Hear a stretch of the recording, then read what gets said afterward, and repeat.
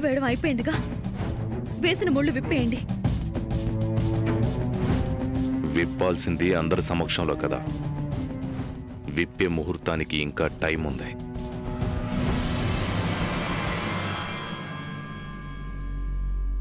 పంతులు గారు, మీరు కానివ్వండి. ధాతా పురస్థాద్య ముదాజహారశేఖరః ప్రవిద్వాన్ ప్రదిశతస్రః తమేవం విద్వానమృతః భోజనాన్యః పంథా ఆయనాయ విద్యతే. ఓం సహస్రశీర్షం దేవం విశ్వాక్షం విశ్వశంభువం దేవం.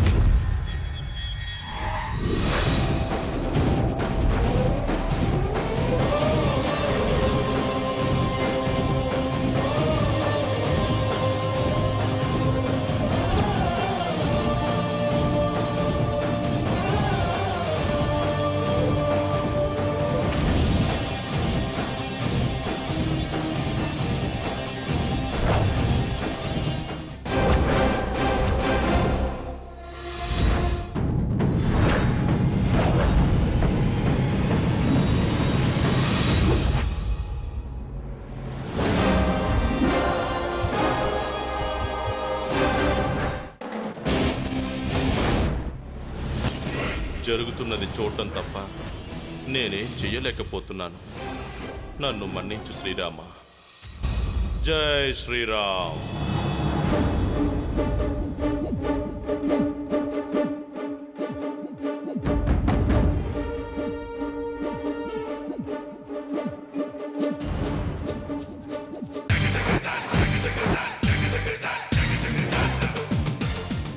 ఇక్కడ జరుగుతున్నది వేడుక కాదమ్మా, దారుణం జరుగుతోంది.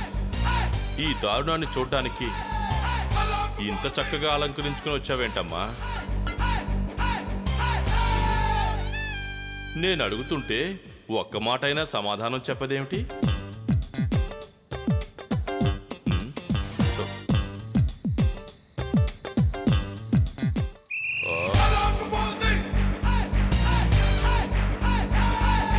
నాయనా, ఒక్క నిమిషం నా మాట వింటారా?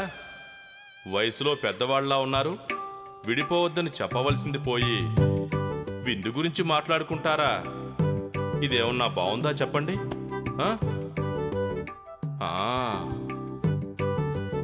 ఈ మానవులు నన్ను చూడలేరు కదా, అర్థమైంది. జై శ్రీరామ్.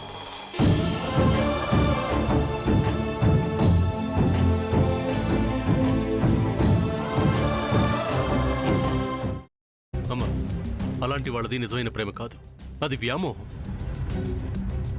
ఎగ్జాక్ట్లీ చిన్నత్త, నిజంగా ప్రేమించుకున్న వాళ్ళు అలా చేయరు. ఎంత మనసు విరిగిపోతే కన్న కూతుర్ని పట్టుకొని మా దృష్టిలో చచ్చిపోయా ఉంటుందా తల్లి? అది సరే అమ్మా, తన కూతురుతో తన మాట అనేటప్పుడు ఆమె మాటల్లో వ్యథ, కళ్ళల్లో బాధ గమనించావమ్మా? పెద్దబాబుకు బర్త్డే విషెస్ చెప్పు కూడా వెళ్ళాం కదా. ఊరికే ఎలా కాలిపోతుంది? మంట పెడితేనో పడితేనో తగలబడుతుంది.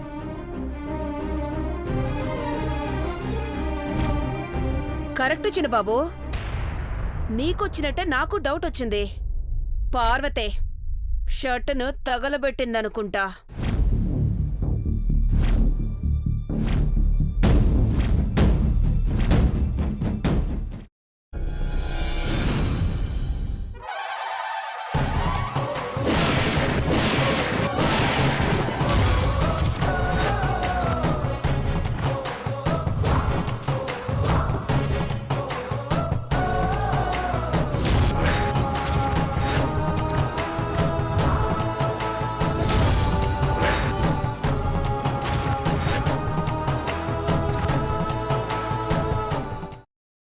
తర్వాత పొట్టు తీసేసి చాప్ చేసి పక్కన పెట్టుకోవాలి.